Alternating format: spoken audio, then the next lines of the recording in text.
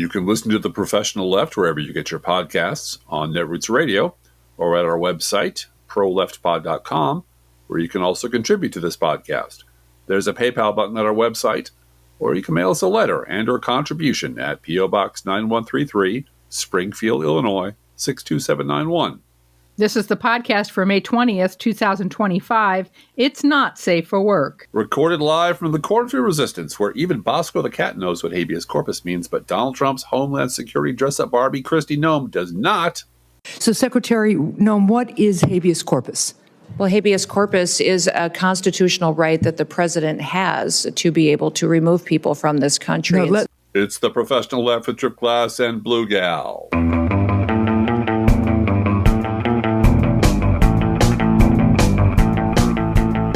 Today, we're taking a quick dive into, first of all, what a fucking idiot Kristi Noem is. Yeah, that's a deep dive, but yeah. Yeah. I don't know how anyone, if that was a Democrat, hey, she's I'm tired of playing that game. Authoritarians are above the law, so she can They make are, whatever. and above common sense and above common decency. And she's in a cult. She's a big cult person for Donald Trump. The only person that has constitutional rights is Donald Trump. Mm-hmm. But look, today we're going to take a quick dive into a proper no fair remembering stuff that is both from not very long ago, because it was only 2008. But paradoxically, it's also from a very long time ago, because 2008 is the before time, which seems so long ago to some people, it might as well be the Battle of Agincourt. It's also a milestone along the road to Donald Trump. So obviously, the media people who ignored the Republican Party's long march toward fascism would very much prefer that no one talk about it. Also, we're going to do a very quick science fiction university and a little mini news roundup, so it should be quite a show and quite a ride. Mm-hmm. But first, something more personal. This week we are home to a couple of refugees from the tornadoes that tore across several states on Friday and particularly hit St. Louis. Mm-hmm. And for the record, podcast prep today in Springfield, Illinois, was interrupted twice by tornado sirens that caused us to have to go to the basement both times. Us and the cats, to be fair. And our cats followed us. All of the cats followed us down there, especially because the young people were in the house as well. So, everybody has to be investigated and protected. So anyway, it's been a long day. And, PTSD and all of that about tornadoes is going on a little bit. Just a little bit. And so we're all just a little bit off balance. But I did an interview with each of the younger kids today, and here they are.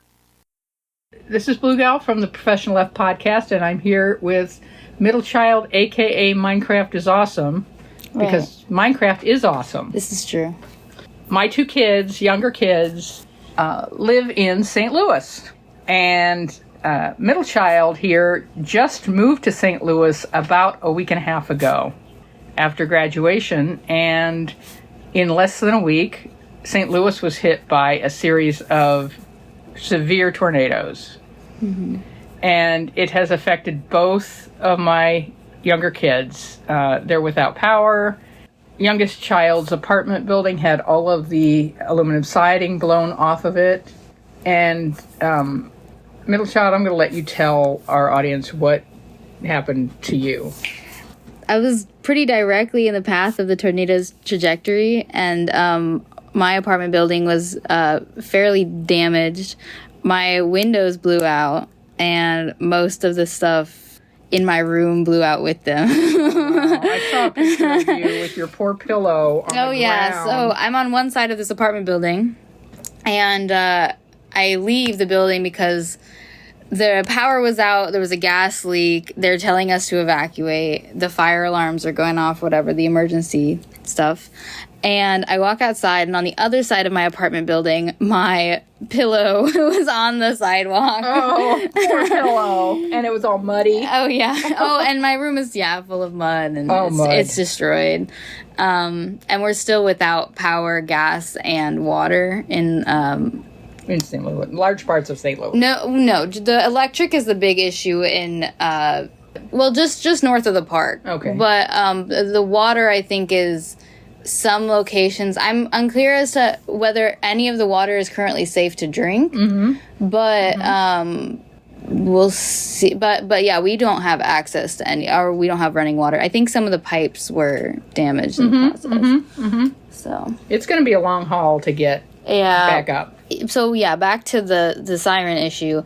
The city has admitted to the fact that the sirens were just not initiated. Like, they were not, nobody turned on the sirens for the tornado, despite the fact that they were fully tested. And I think they had some sort of massive training the day prior, and they tested them the day prior, and just they completely dropped the ball on doing them at all.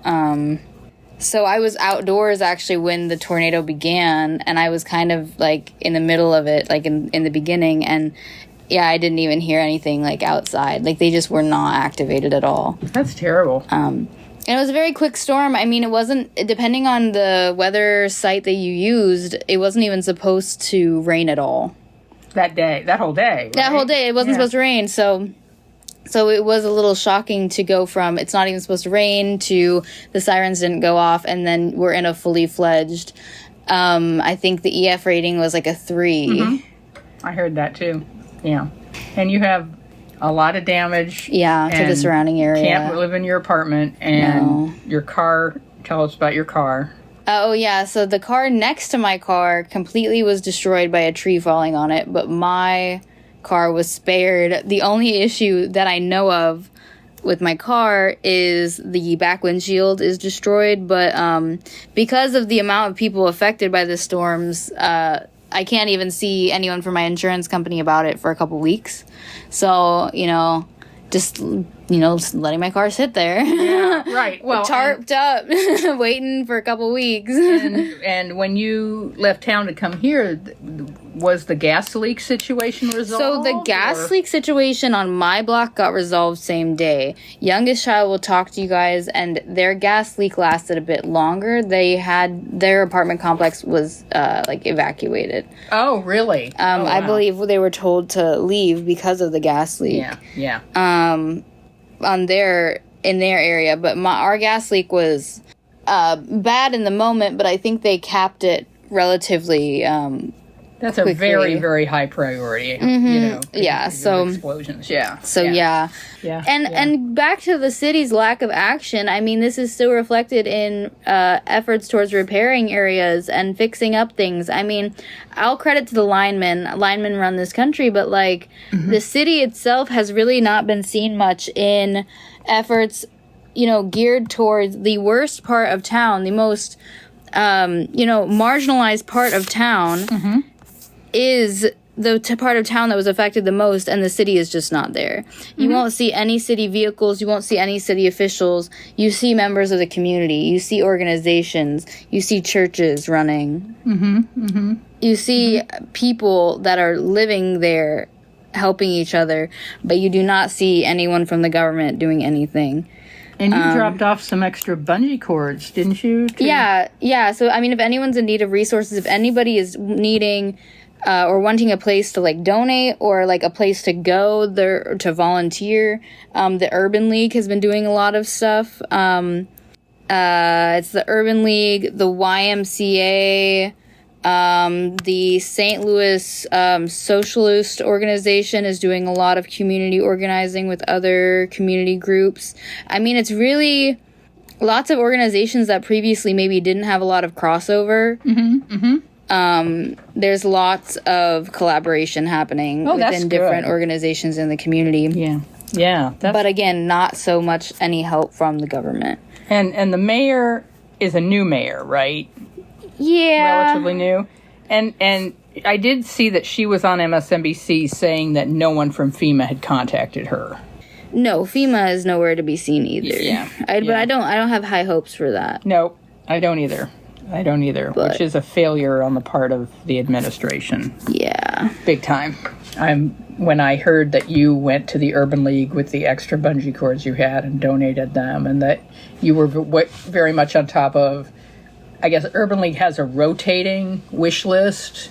So in the face of like an immediate like natural disaster, needs change so frequently. I mean, they always need labor. They need human bodies down there helping. Mm-hmm. But in terms of supplies, they change by the hour. If 1 hour on Facebook someone posts, we need flashlights, 2 hours down the line, they might have 500 flashlights, especially if the community is mobilized, like after this storm they were. Mm-hmm, mm-hmm. So, like, yeah, it just changes so frequently, but a big need is, like, tarps right now. I know that some organizations, like, will have, like, wish lists that you can buy and send them online or what have you. But I guess my one takeaway from this is, like, when your community is having a problem, natural disaster or otherwise, or if you see a need, leave your house.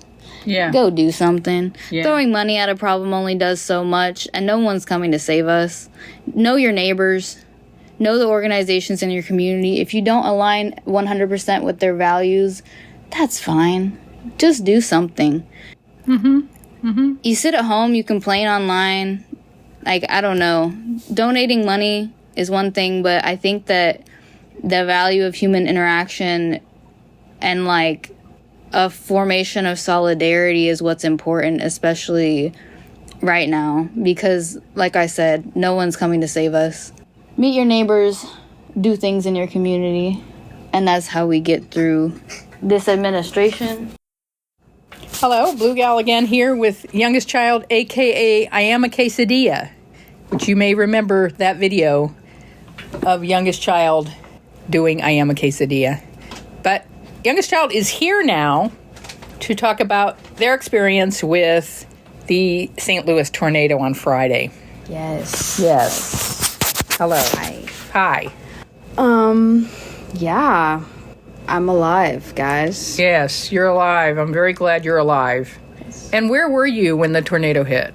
I was at a HIV/AIDS expression panel at the Missouri History Museum in St. Louis. So I was in the basement with no windows or anything of that sort. I kind of didn't know what was all going on. I mean, the lights all shut off, the power came off, the panel obviously ended, but we walked upstairs and there was leaves and branches in the Missouri History Museum. Oh, inside the building. Mm-hmm. Oh, wow. And so we kind of realized, like, oh, something's happening. And I got a bunch of text messages and stuff as I was in the museum, but we didn't get to, like, see any of it live in action, for better words. So, yeah. And so then you heard from your sister. Yeah. Middle child. And this was terrifying. Yeah. Yeah, because you didn't know what was going on. Yeah. Her phone was dying, perfect timing. And she didn't know what was going on. If my phone dies, come find me. If my phone dies, come find me. What about if she dies? Yeah. I don't know. Yeah. Yeah. And then we get out, my car's all fine and stuff, but everything is just, like, crazy. Like, there's trees everywhere, there was traffic lights off, and it took me, I think, an hour, which would usually take me 10 minutes to get to her, because we had to park otherwise, and then we walked to get to her apartment. And it was just, like, I saw, like, probably, like, 10 trees that just had, like, full roots out of them. And then, you told me it looked apocalyptic. Yeah, it just looked like The Walking Dead. Like, that's just what it looked like. There was sewage out, and there was electrical lines, and trees, obviously, and like people who are just walking around. It just looked like unreal. Do you think that the community is going to come out of this stronger? I mean, or do you think it'll pass and people won't want to forget about it? I mean, I think they always do, but it's not, that's something that I want to change when it comes to even just like the realm of psychology specifically, but like just in general, like I feel like people see resilience as this phenomenal, amazing thing, but you shouldn't have to be resilient in the first place. That is not the first goal. You should be able to live and be yourself and, you know, have an environment and community to do that. Resilience is not the goal. And people see people building strength and fighting the fight and passing this as a great thing, but it shouldn't have happened to begin with. Yeah.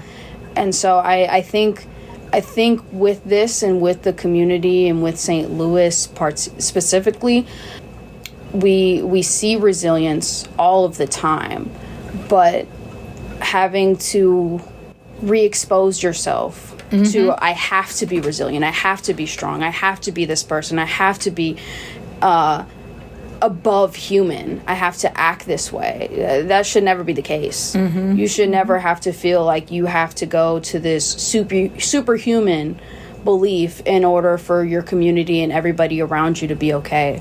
A lot of the things that are being talked about of like what people can do, of like financial aid and like labor and helping everything that is, you know, destroyed and that impacts people's personal lives and families is very important. And I would add on to that, not to subtract only doing that or only doing this, but I think something that can be beneficial, especially when it comes to spreading the narratives of what has happened and the history and everything, is education, for sure.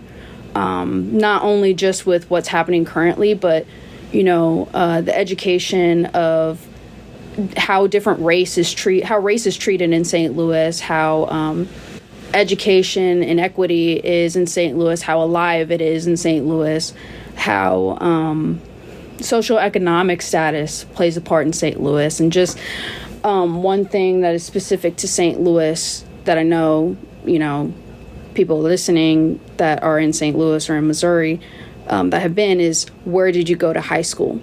That question, and how much power goes into that question of trying to put all of these labels of who you are and your socioeconomic status, your race, your accessibility to resources, and educating yourself, and how harmful that is. I think having more education on that as well, and just the community of St. Louis, what they've built with what they've endured, can be beneficial not only for individuals to learn, but so that you can combat those negative stereotypes and affirmations about St. Louis, so that it doesn't fall onto another generation's hand that they have to build up and they have to break, or that previous generations can start rethinking thoughts that they've had and ideas that have been shared with them. It doesn't just take the younger generation, it doesn't just take the older generation, it takes all of us together. So, other than tornadoes, the biggest story this week has been former President Joe Biden's cancer diagnosis, which has been covered, as I'm sure you all know, by all the major media outlets. But honestly, no one puts it in perspective better than the inimitable New York Times pitchbot. So here we go. This is all New York Times pitchbot. Quote, opinion: the great failing of the 2024 political media was not reporting more on Joe Biden's age and health. Here's why I'm so caught off guard by Trump behaving like a convicted felon, serial liar, and lifelong grifter, unquote. Once again, quote, President Trump was up at 1:30 a.m. rage tweeting about Bruce Springsteen, Beyonce, Bono, and Oprah Winfrey, raising serious questions about Biden's mental state during his last year in office, unquote. Quote, when asked about drones while visiting a country with no trees, our current president spent 13 minutes speaking about hunky lumberjacks. Here's why the cognitive state of the former president deserves our attention, unquote. And finally, breaking, Joe Biden has revealed he has cancer. Thanks to all who reached out with your thoughts and prayers about how this could harm sales of my forthcoming book that trashes him. Unquote. I hope it does. I hope it does crush your book. I hope. I hope Jake Tapper ends up in the poorhouse. Yeah. And I'm old enough to remember when the entire right-wing commentary, its primal scream, was Bush isn't president anymore the nanosecond Obama put his hand on the Bible. Yeah. And so we would be forced by the Sunday shows and everyone on the right to ignore where this mess came from that Obama had to clean up. Yeah, because Bush isn't president anymore. Let's not talk about him. Just focus on the past. Don't focus on the past. The past is over. Let's focus on the future. What's Obama up to? What's he going on? Yeah. He's already failing. And Michelle Malkin putting out a book about how Barack Obama had the least transparent administration in history in April of his first year in office. Mm-hmm. Meanwhile, and Bush isn't president anymore. She was one of those. Yeah. My understanding is that Jake Tapper has gone on the Megyn Kelly show to apologize to Laura Trump. Said, I apologize to her personally for being wrong about Biden. So the hat trick there, man. No. I mean, he's always been awful. He's always been fucking awful. We're done with you, Jake Tapper. Yeah, that's the deal. And so anyway, that's the end of the news roundup. Yeah, that's it. That's all the news you get today. And now we're going to do a brief science fiction university, which is going to segue into this from the New York fucking Times from 4 days ago. Excuse me. Quote, "The road to Trump's embrace of white South Africans." Mm-hmm. The Trump administration's hostile approach to South Africa was shaped by a convergence of factors. It was May 2019, and national security officials were in the Situation Room discussing Iran. That sounds like a serious conversation, Driftglass. Yeah. When President Trump abruptly changed the subject, he wanted to talk about granting asylum and citizenship to white South African farmers. So nothing wrong with his mental state. No, he's doing great. This is New York Times again. Mr. Trump had floated the idea before, claiming that the farmers were a persecuted minority group being displaced from their land. According to John R. Bolton, his national security advisor at the time, who was at the meeting. Mr. Bolton said he thought little of Mr. Trump's wish. The president had embraced fringe ideas and false narratives pushed by white Afrikaner activists, Mr. Bolton said. Yeah. Again, nothing about his mental state. It never amounted to anything. So I just put it as typical Trump, Mr. Bolton recalled in a recent interview. Some random person tells him something and he's obsessed with it. Years later, Mr. Trump's views on white farmers in South Africa are shaping U.S. foreign policy in his second term. On Monday, the first group of Afrikaners, a white ethnic minority that ruled during apartheid in South Africa, landed in Washington as the Trump administration upended a refugee system that had provided sanctuary for those fleeing war, famine, and natural disasters. The administration is welcoming white South Africans after suspending the program for everyone else, including other Africans who have waited in refugee camps for years and were vetted and cleared, and Afghans who supported the U.S. war in their country. Unquote. Yeah. And there's this from The Guardian. Quote, Trump and Musk are gaslighting anti-apartheid activist on how U.S. president and his billionaire ally are attacking South Africa. Unquote. And this is from The Money Web. The deep South African ties in the Trump administration. Quote, apart from Elon Musk, it's clear the U.S. president has the ear of South Africans or those who have lived there. Everyone by now is aware that Elon Musk has the ear of the U.S. President Donald Trump and is to a large extent shaping U.S. attitudes towards South Africa. Apart from Musk, there are several others with strong South African ties in Trump's inner circle, including David Sachs, the U.S. new AI and crypto czar, billionaire investor Peter Thiel, a key backer of Trump for many, many years, and Joel Pollak, who has been tipped as the next U.S. ambassador to South Africa, unquote. Now, given all of that, here is an at-home quiz for you all. Based on what we just read from the New York Times and the Guardian and the MoneyWeb, what award-winning science fiction novel do you suppose we're going to talk about? I'll give you a hint. What award-winning alternate history science fiction novel do you suppose we're going to talk about? And here's another hint. What award-winning alternate history science fiction novel about the United States Civil War would you guess we're going to talk about? Okay, time's up. Ding, ding, ding, ding, time's up. Nope, no more guesses. If you guess the very fine Bring the Jubilee by Ward Moore, well, you'd be wrong. Yeah, and I have that on our bookshelf at home because my staff at Columbia College gave me a leather-bound copy of that book, and it was a just terribly sweet gift. They knew of my penchant for science fiction, so they gave it to me because I was, I guess, a pretty good boss. There was Fire on the Mountain by Terry Besson, 1988. Nope. It will also horrify you to know that the odious Newt Gingrich has written not one but two Civil War alt history novels. Both are garbage, and neither of them is the correct guess. And I imagine he had a co-writer for both of those as well. Oh, I'm pretty sure he did. You know, a ghost writer. 1862 by Robert Conroy. Nope. Now, maybe you think we're trying to sneak one past you and are referring to a short story, not a novel. A short story like, say, The Lincoln Train by Maureen F. McHugh, instead of a novel. But we're not. No, we're not. We're playing it But straight. all of those fit the categories that we've discussed already. But none of them have to do with South Africa, do they? No, but some of you smarties have already run ahead and figured out that the novel in question is Harry Turtledove's excellent award-winning alternate history science fiction novel, The Guns of the South, which is set during the American Civil War.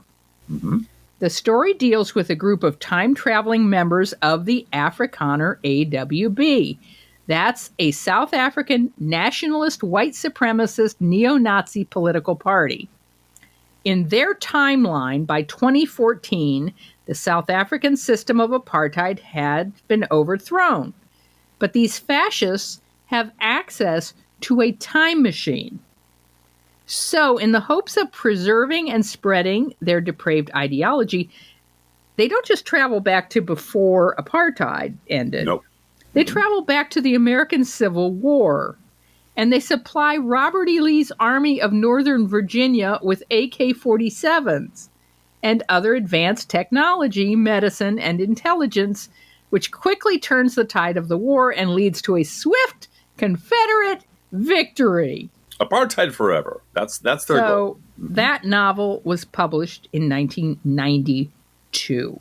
Yeah. And I had occasion to meet Harry Turtledove once at a Chicago science fiction convention where I was being given an award for a new writer in the Chicago area. Got my writing published. I got to shake his hand, and he gave me a little medallion. And he's a very good writer and writes alternate history.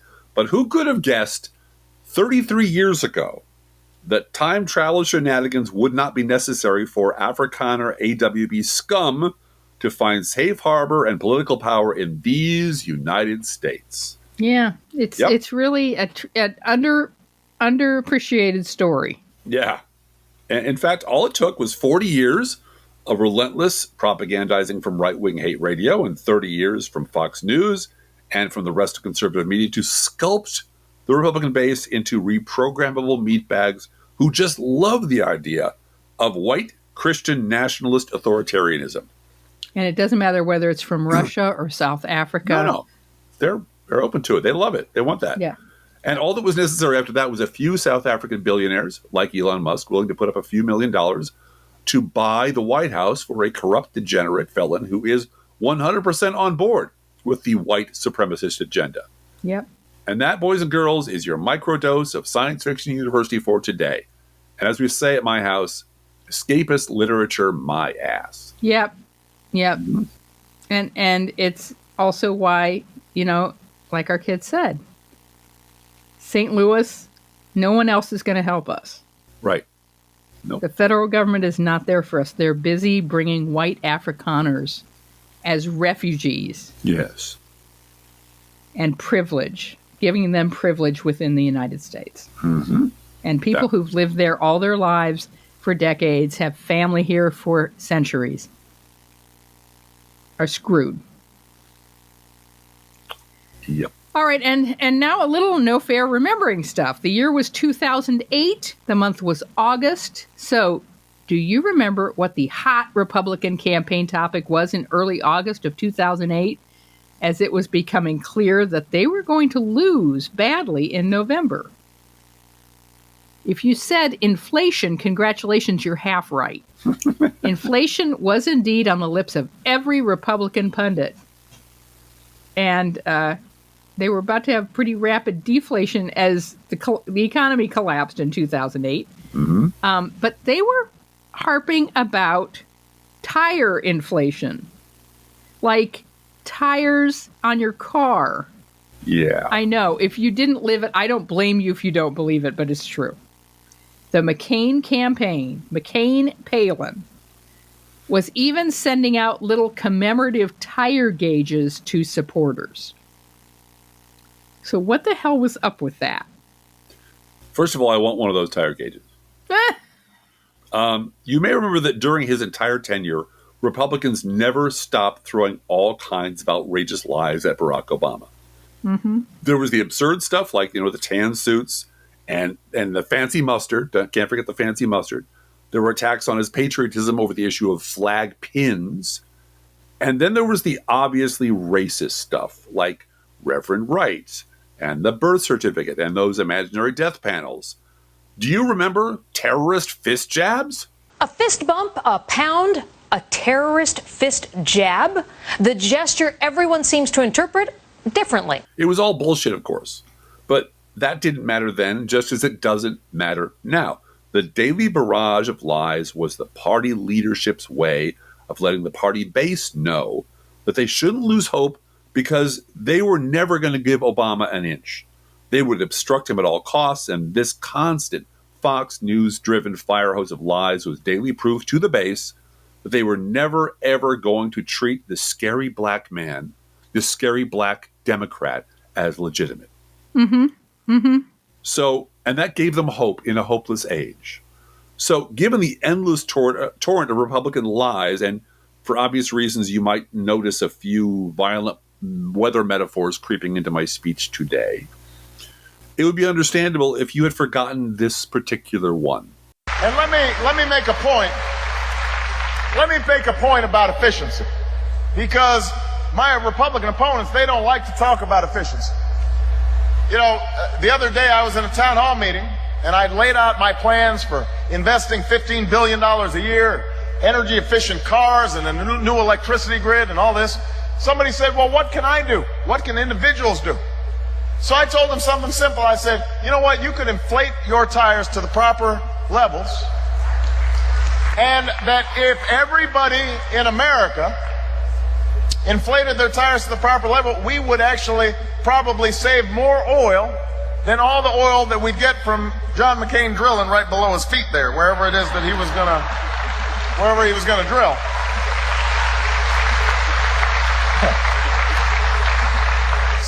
So now the Republicans are going around. This is the kind of thing they do. I don't understand it. They're going around, they're sending like little tire gauges, making fun of this idea as if this is Barack Obama's energy plan. Now, 2 points. One, they know they're lying about what my energy plan is, but the other thing is they're making fun of a step that every expert says would absolutely reduce our oil consumption by 3 to 4%. It's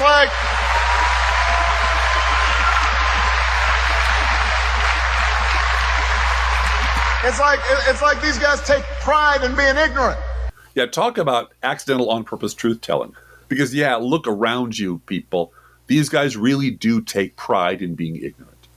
And this is what I wrote about them on my blog back in August of 2008. Quote, these angry little wads of dumb are absolutely peacock proud of their shiny, impenetrable rind of real ignorance and fake Jesus, which is why the conversation will never ascend to a genuine debate over real positions on real issues. Because as effectively as they've been SEAL-trained, conditioned at oinking out with perfect certainty that Barack Hussein Obama is ultra-left, they don't have the first fucking clue what your positions are.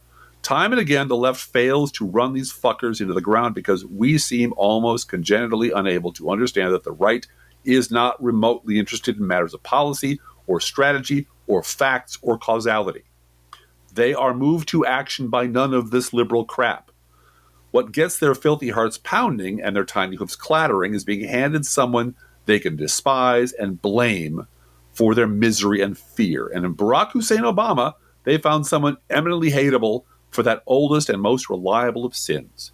Not racism necessarily, but envy. They loathe him because he is better than they are. Purely and simply better at everything, unquote.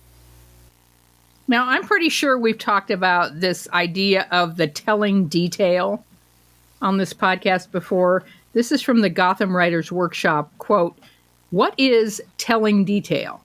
Does it have anything to do with the advice of to show and not tell?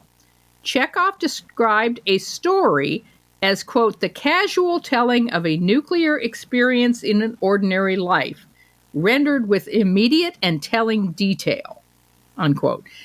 Telling detail, then, is a fundamental unit of fiction that captures the individuality and uniqueness, the very essence of what is being described. And that's the end of Gotham Writers Workshop. Now, if you go looking for a telling detail about the clear trajectory of the Republican Party, you can't start yesterday or today or in 2016. You really have to go to the before time. That scary place which our never Trump allies would really, really rather you not talk about. Yeah. So now, having come this far, you're sensibly asking yourself, why is this silly, nearly forgotten tire gauge thing worth my attention? What is it about it that makes it a telling detail? Well, I'll tell you. The answer is why conservative media launched this ludicrous coordinated attack, and which was just one of many equally ludicrous coordinated attacks, comes. One of the answers is to be found in NBC News on August 6th, 2008, which aired a collection of quotes from people who are commenting on this very thing.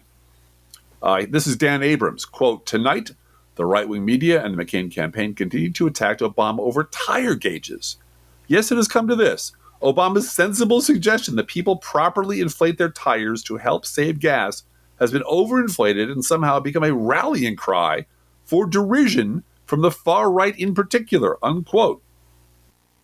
And Sean Hannity, the Fox host, said, quote, he says the solution to our energy problems if Americans will tune up their cars and inflate their tires, unquote. And this is Ann Coulter, listed in the transcript as a syndicated columnist and not a horrible gorgon full of hate. Quote, no, I like that one. I'm in the same spirit. I think the solution to our non-existent healthcare crisis is my proposal that everyone eat an apple a day, unquote. And Rush Limbaugh, the radio talk show host, who's now still dead. Yep. And you can pee on his grave in St. Louis if you want. You can. Quote, they continue to push this tire gauge thing. No, he was continuing to push it.